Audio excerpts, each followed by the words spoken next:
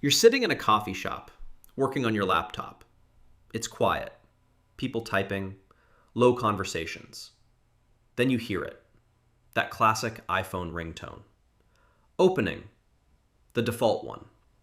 Everyone in the coffee shop checks their phone, even people with their phones on silent, because almost everyone has the same ringtone, the default iPhone ringtone.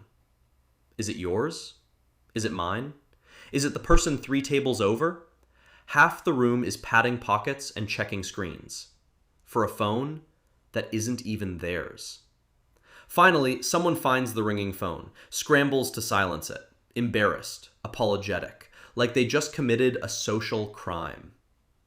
2 things just happened.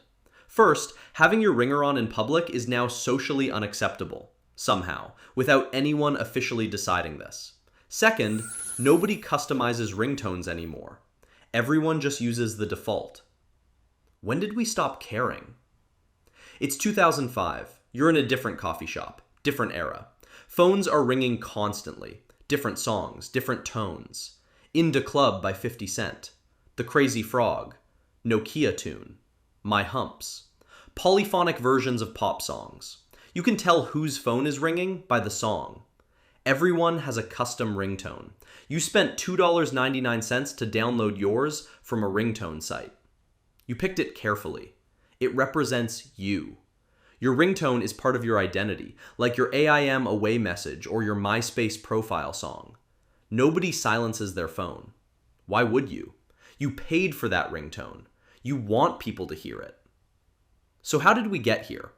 That's what this channel breaks down. Hit subscribe. How did ringtones go from a billion-dollar industry and cultural phenomenon to something we don't even bother customizing anymore?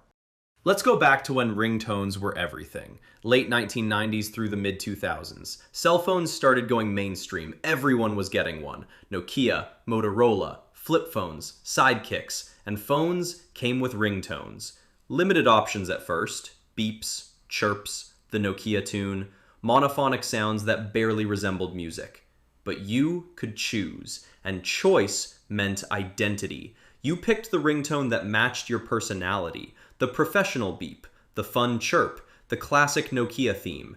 It said something about you.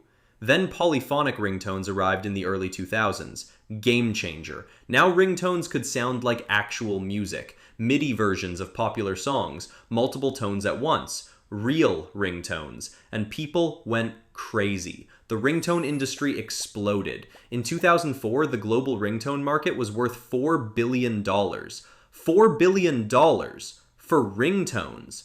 Companies like Jamster made fortunes selling ringtones. Remember the Crazy Frog? That annoying animated frog? The ringtone was everywhere. #1 hit in multiple countries, made tens of millions. You'd see commercials. Text crazy to 55555 to download. You'd text, pay $2.99. The ringtone would download to your phone. You'd set it, show your friends. Having the newest, coolest ringtone was social currency. It showed you were current. You knew what was popular. You had taste. People would hear your ringtone and recognize the song. Comment on it. Oh, you like that band? Conversation starter. Identity marker. Your ringtone told people about you before you even answered the phone. Different ringtones for different contacts became a thing too. Custom ringtones for specific people. Your best friend got their favorite song, your mom got something classical, your crush got something romantic, your boss got something professional. You could tell who was calling without looking at your phone, just by the sound. That was the whole point. The personalization was fun, creative, a way to make your phone yours. Then smartphones arrived, and everything changed. The iPhone launched in 2007. Android followed in 2008. Suddenly, phones were computers, touchscreens, apps, internet in your pocket, and custom ringtones became easier. You could use any song, any sound, free. No more paying $2.99 for MIDI versions. You'd think this would make ringtones bigger, more popular, more personalized. The opposite happened. Everyone stopped customizing them, and then silenced their phones entirely. And if you can't remember the last time you heard your own ringtone or even know what it's currently set to, Hit that like button. It tells me you're living this shift. We have infinite customization options and we use none of them. The shift started subtly. Workplace norms changed. Open offices became standard. Everyone sitting close together. No cubicle walls. No doors. Someone's phone rings. It disrupts 30 people. Everyone looks up, loses focus, annoyed. The ringing person scrambles to silence it, embarrassed, realizes their ringtone just annoyed their entire office. They switch to vibrate. Keep it that way. Permanent vibrate mode. Social spaces multiplied. Coffee shops became offices, libraries, co-working spaces, quiet public areas where people worked. Your phone ringing in a library? Always rude. Your phone ringing in a coffee shop full of people on laptops? Newly rude. Social pressure mounted. Having your ringer on became inconsiderate, disruptive, rude. You silenced it once to avoid being that person. Then you just left it on silent. Forgot to turn it back. Notification overload killed audio alerts. This is the big one. Your phone started buzzing constantly. Texts, emails, apps, social media, news alerts, every app wanting your attention.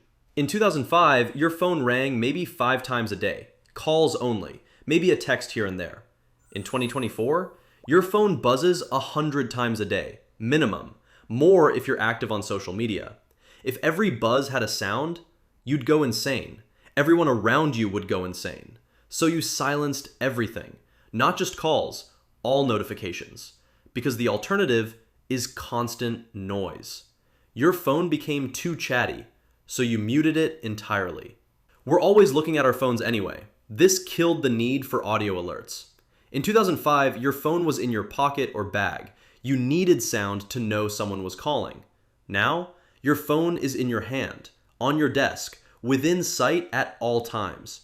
You see the screen light up. You see the notification. You don't need sound.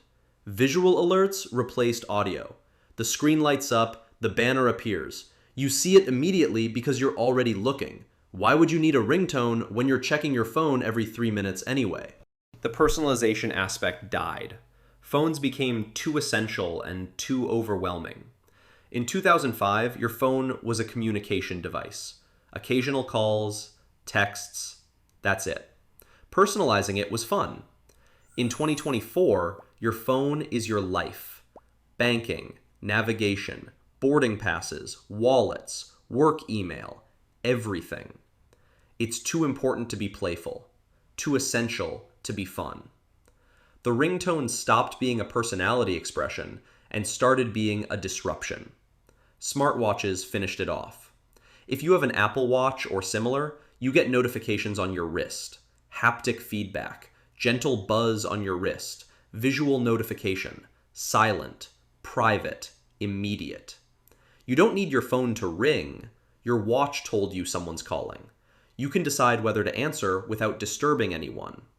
The technology made sound notifications obsolete. The irony, we have more customization options than ever and use none of them. You can set any song as your ringtone, any sound, any length, different ringtones for every contact, different sounds for different notification types. You have infinite options. You use none of them. Your phone is on silent, always. And when it's not, it's just the default ringtone everyone else has. You probably don't even know what your current ringtone is, because you never hear it, and you definitely never bothered to change it from the default. The ringtone industry collapsed, from $4 billion in 2004 to essentially nothing by 2015. Ringtone companies went bankrupt. The market disappeared. Not because of piracy or competition, because everyone silenced their phones and stopped caring about customization. The product became obsolete. Not because it was replaced, because social norms killed it and nobody bothered to personalize anymore. Some people miss it, the personality, the fun, the variety, hearing different ringtones in public spaces, recognizing songs, the little burst of someone's personality. Now, everyone's phone is just a black rectangle that silently buzzes. Or if it does ring, it's the same default tone everyone has. No personality, no character, just utility. We optimized for efficiency and lost the charm. Hearing a phone ring in public now is jarring, startling, almost aggressive. You hear it and your first thought isn't someone's getting a call, it's why is that person's ringer on? It became socially inappropriate without anyone officially deciding it was inappropriate. Collective silent agreement that audible phones are rude now. Young people don't even understand ringtones. Gen Z keeps their phones on silent from day one. They've never had an era where ringtones were normal. They've never had a custom ringtone. They don't see the point. Their phone is always on Do Not Disturb, always silent. That's just how phones work. The concept of paying $2.99 for a ringtone seems insane to them. Why would anyone do that? The cultural moment passed, completely, in the span of about 5 years, 2005 to 2010. That's how long it took for ringtones to go from everywhere to nowhere.